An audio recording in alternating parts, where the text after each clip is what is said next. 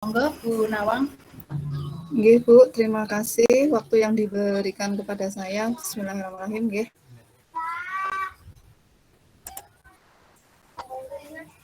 Bismillahirrahmanirrahim. Assalamualaikum warahmatullahi wabarakatuh. Selamat pagi anak-anakku semuanya. Pagi Bu Guru. Ya, terima kasih. Gimana kabar kalian pagi hari ini? Sehat semuanya? Baik, alhamdulillah. Alhamdulillah ya. Baik. Nah, sekarang untuk hari ini sebelum Ibu mulai pembelajaran, Ibu ingin menanyakan siapa hari ini yang tidak masuk? Ada yang tidak masuk hari ini? Mas Harli. Siapa yang tidak masuk? Udin, Bu Udin. Oh ya, kenapa dia tidak masuk?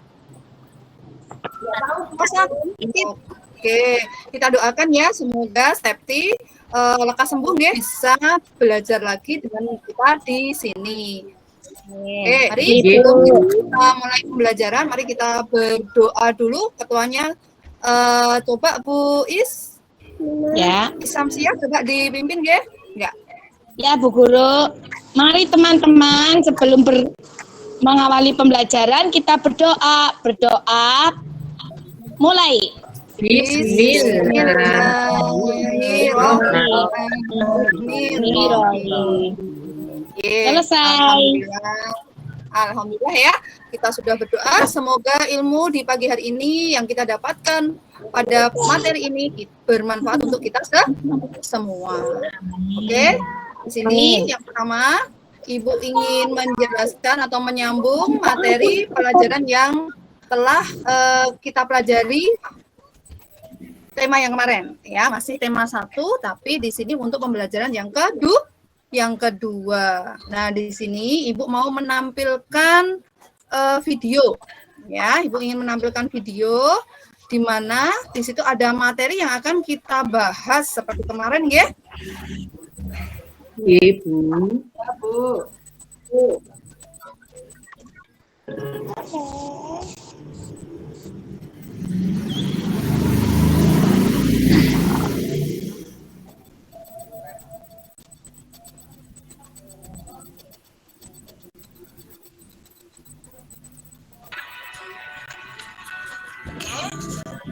Mari kita masuk ke materi kebersamaan dalam keberagaman. Masih ingat tentang gagasan pokok dan gagasan pendukung yang sudah kita bahas minggu kemarin? Oke.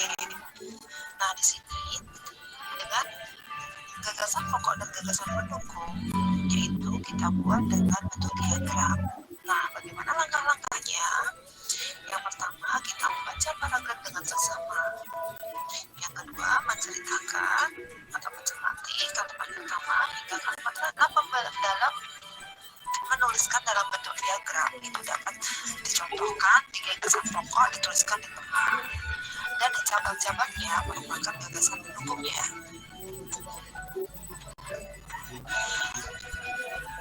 Cara menghasilkan bunyi pada suatu benda. Bunyi merupakan hasil dari benda yang bergetar.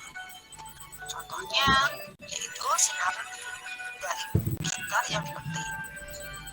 Minta suara gitar ketika kita berbicara. Bunyi dapat didengar melalui panca indera manusia.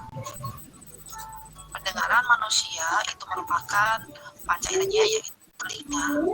Fungsi dari telinga yaitu sebagai alat pendengar, alat keseimbangan tubuh. Bagian telinga itu dibedakan menjadi 3 bagian, yaitu telinga luar, telinga tengah, dan telinga belakang. Untuk bagian-bagian telinga, yaitu adanya daun telinga dan lubang telinga itu merupakan telinga luar. Sedangkan untuk setelah itu, getaran dari liang telinga yang menggetarkan tulang-tulang pendengaran kemudian diteruskan di koklea. Koklea menangkap getaran dari tulang-tulang pendengaran dan diteruskan ke saraf pendengaran. Dan saraf pendengaran mengirim rangsangan bunyi ke otak, dan otak pun menerjemahkan bunyi apa yang sedang didengar. telinga sebagai indera pendengar. Telinga manusia dapat mendengar bunyi dengan frekuensi 20-20 Hz. Ada orang yang dapat mendengar bunyi lemah dan ada juga yang mendengar bunyi kuat. Rendahnya bunyi suatu tujuan dan memiliki manfaat, yaitu meringankan pekerjaan, membuat pekerjaan menjadi cepat selesai, meningkatkan rasa persatuan dan kesatuan, memupuk rasa tolong-menolong. Nah, kerjasama dapat dilakukan yang pertama di lingkungan sekolah. Itu contohnya adalah kerja bakti. Dan adanya piket kelas. Kemudian adanya tugas kelompok. Di sini tugas kelompok bisa dilakukan dengan cara diskusi, membuat prakarya, dan presentasi di depan kelas. Kemudian kerjasama selanjutnya yaitu mengumpulkan sumbangan. Apabila kita melihat teman itu roda, yaitu untuk menjaga atau bergiliran melaksanakan keamanan lingkungan. Yang kedua adalah kerja bakti, yaitu untuk membersihkan sampah yang menyumbat selokan, kemudian memperbaiki jalan dan memperindah taman.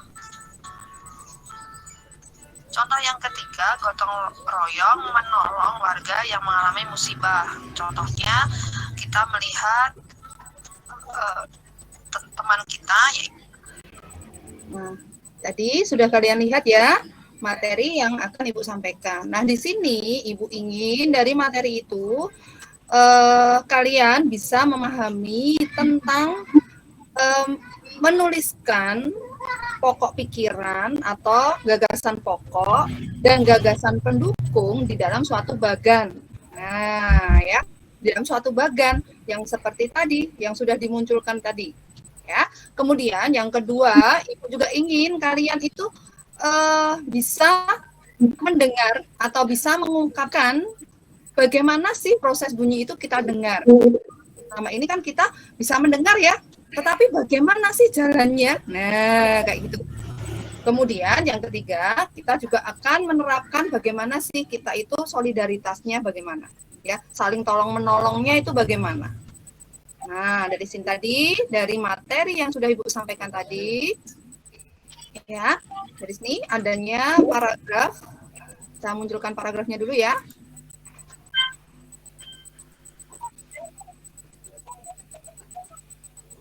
Nah, dari sini bisa kalian amati, kalian sudah bisa menentukan mana yang dimaksud dengan gagasan pokok dan gagasan pendukung. Coba ada yang bisa menentukan? Saya Bu Guru. Oh ya, silakan. Ya, silakan ya. Pokoknya Indonesia memiliki berbagai bahasa daerah, Bu Guru. Iya.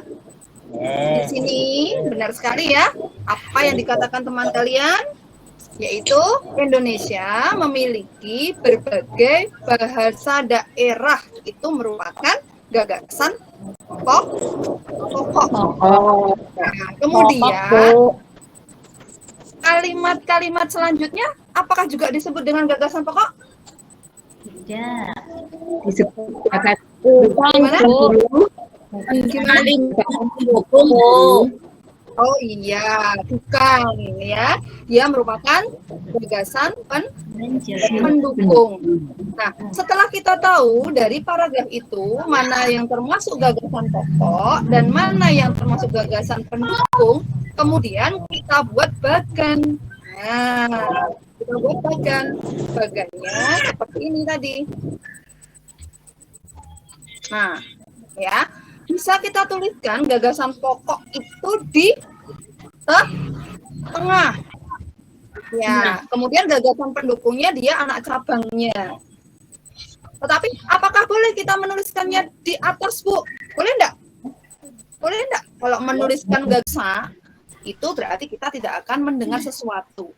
Bisa mendengar tetapi lirih, kecil. Jadi tidak seperti kalau kita itu sehat telinga kita. Ya, itu. Nah, ada yang ditanyakan lagi? Siapa yang mau bertanya? Silahkan. Dari sebelum Ibu lanjutkan ke materi selanjutnya, coba ada yang tadi tentang paragraf atau tentang ini proses pendengaran bunyi. Gimana? Oh gitu ya, oke. Ya, bentar ya. 2 menit lagi. Ya, dan Ibu lanjutkan di sini ya. Tadi, nah kebersamaan ya, manfaat kerjasama ya. Nah, kerjasama itu dilakukan, yang kita bahas di sini adalah kerjasama yang ada di sekolah dan ada di rumah, di lingkungan rumah. Ya, di lingkungan rumah. Nah, di lingkungan rumah ini ya kita perlu tahu, meskipun kalian tidak pernah melakukan, ya ini yang melakukan orang dewasa, tetapi kita juga perlu tahu. Ya, kita membantu pun juga tidak apa-apa. Apa sih? Nah, yaitu contohnya kerja bakti ya, seperti tadi. Nah, kemudian kalau apa namanya ya kerja bakti ya. Nah, kerja bakti kita membantunya di mana? Ya membuang sampah, boleh enggak? Boleh enggak? Boleh. Nah, itu kalau di rumah. Sekarang pertanyaannya Bu Nawang, kerjasama yang dilakukan di sekolah itu apa saja? Ada yang bisa menjawab? Mengerjakan piket Bu Guru. Iya, mengerjakan piket kelas. Kemudian apa lagi? Iya, itu sampai ya masih berkenaan dengan piket kelas. Ya, kemudian apa lagi? Kerja kelompok. Ya, kerja kelompok. Nah, yang paling penting ini adalah kerja kelompok. Ya, karena kita itu belajarnya itu juga terbatas oleh waktu, maka sering sekali ya kita itu karena pandemi berarti kan belajarnya tidak full nggih. Sehari masuk sehari tidak, makanya sering diberikan Bapak Ibu guru apa tuh tugas. Nah, tugasnya untuk yang dekat-dekat bisa bekerja kelompok. Iya. Oke anak-anakku. Ya, itu materi yang Ibu sampaikan ya. Kemudian kemudian memperbaiki jalan. Ya, ada pertanyaan tentang materi? Ada tidak? Tidak, Bu. Tidak, Bu Guru. Tidak. Oke, kalau tidak, ini ada tugas untuk kalian ya. Ini ada tugas yang perlu kalian kerjakan. Apa Bu tugasnya, Bu? Nah, ini ya, tidak sulit. Nah, ya. Di sini Ibu ingin memberikan tugas kalian berkenaan dengan materi tadi, ya. Bagaimana kalian mendengar bunyi. Nah, buat bagannya saja, tidak usah menggambar telinganya. Nah, silakan membuat bagan bagaimana proses mendengar bunyi. Ya, itu. Nanti perwakilan dari teman kalian ya, nanti ambil di kantor, itu ada lembar kerjanya untuk melengkapi bagian-bagian telinga. Besok pagi dikumpul. Iya. Iya, untuk yang bagian-bagian telinga itu nanti kerja kelompok ya.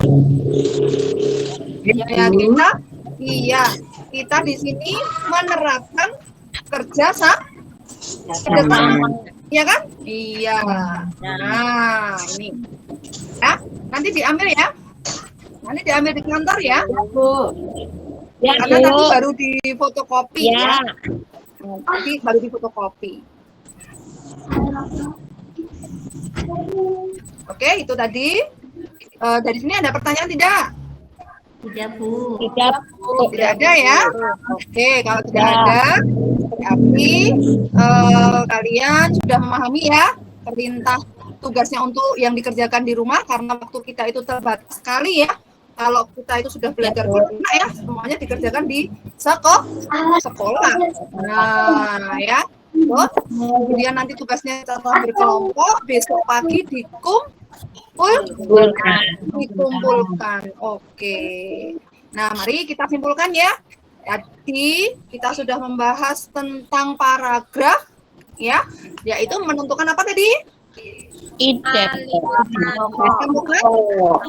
Iya, ide pokok dan kalimat pendukung.